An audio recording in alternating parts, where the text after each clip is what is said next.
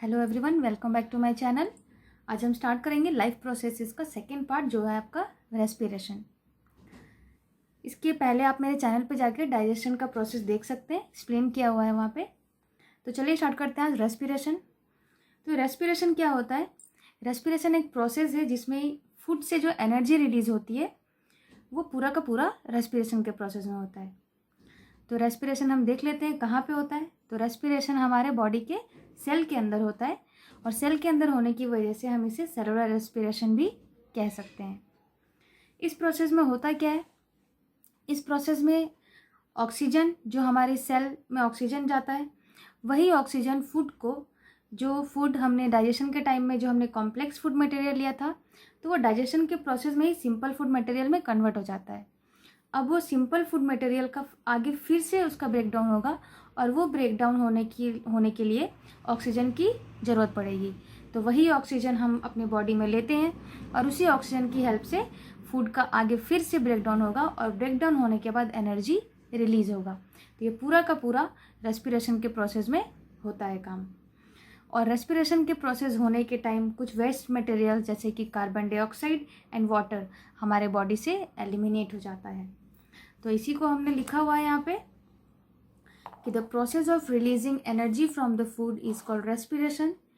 जो फूड से energy release करने का प्रोसेस है वही रेस्पिरेशन है और ये हमारे बॉडी के सेल के अंदर होता है, इसलिए हम इसे सेलुलर रेस्पिरेशन भी कहते हैं।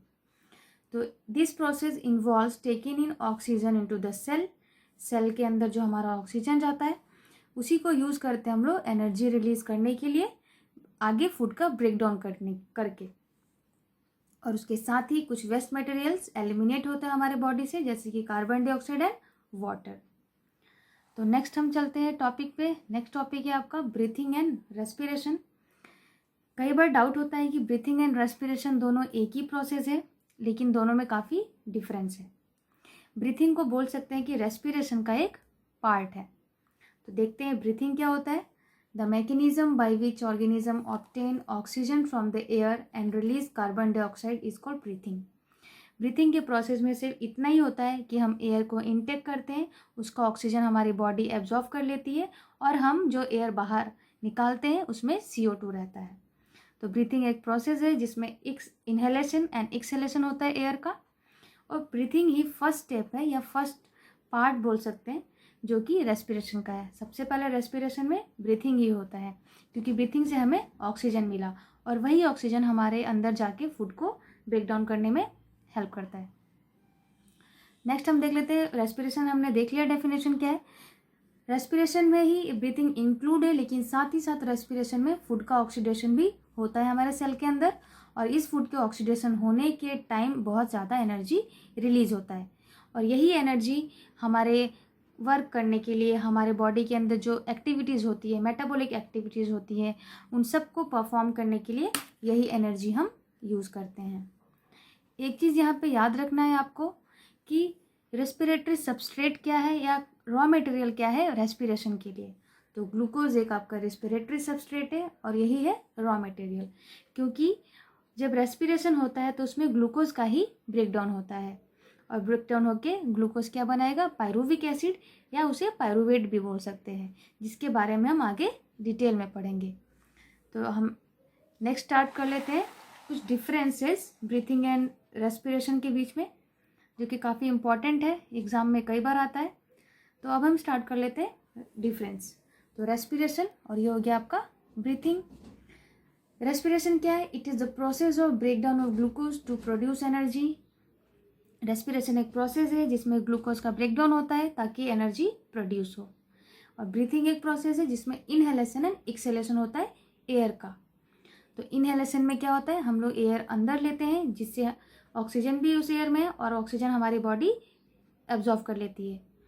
एब्जॉर्व करने के लिए हमारे बॉडी में हेमोग्लोबिन है जिसके साथ ऑक्सीजन कंबाइन हो जाता है, और बाकी जो एयर बचा जो कि CO2 रिच एयर है वो हम एक्सहेल कर देते हैं।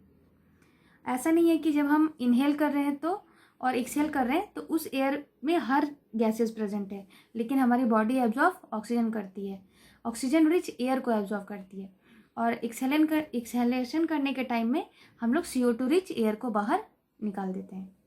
नेक्स्ट है आपका it is a biochemical process.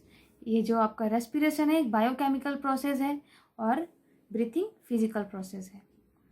It takes place inside cell. Respiration का प्रोसेस सेल के अंदर होता है, इसीलिए हम इसे सेलुलर रेस्पिरेशन भी कहते हैं। और ब्रीथिंग का प्रोसेस सेल के बाहर होता है। Energy is release during this process. Respiration का प्रोसेस करते टाइम एनर्जी रिलीज होती है और ब्रीथिंग के प्रोसेस करने के टाइम में कोई भी एनर्जी रिलीज नहीं होता है। नेक्स्ट लास्ट पॉइंट देखिए कि a large number of enzymes are used in this process. Means respiration में काफ़ी एंजाइम्स रेस्पिरेशन को प्रोसेस को कंप्लीट करने के लिए हेल्प करते हैं, लेकिन ब्रीथिंग का प्रोसेस करने के लिए कोई भी एंजाइम्स की ज़रूरत नहीं है। तो ये आपका डिफरेंसेस, उम्मीद है आपको समझ में आया होगा, बहुत ही सिंपल है। नेक्स्ट हम देख लेते हैं कि टाइप्स ऑफ रेस्पिरेशन, रेस्पिरेशन के टाइप्स क्या क्या हैं। तो रेस्पिरेशन मेनली आपका 2 टाइप्स का है। पहला आता है आपका एरोबिक रेस्पिरेशन, दूसरा एनारोबिक रेस्पिरेशन। एरोबिक रेस्पिरेशन जो ऑक्सीजन के प्रेजेंस में होता है और एनारोबिक रेस्पिरेशन जो ऑक्सीजन के एब्सेंस में होता है। इन दोनों टॉपिक्स के बारे में हम आगे के लेक्चर्स में डिटेल्स में पढ़ेंगे।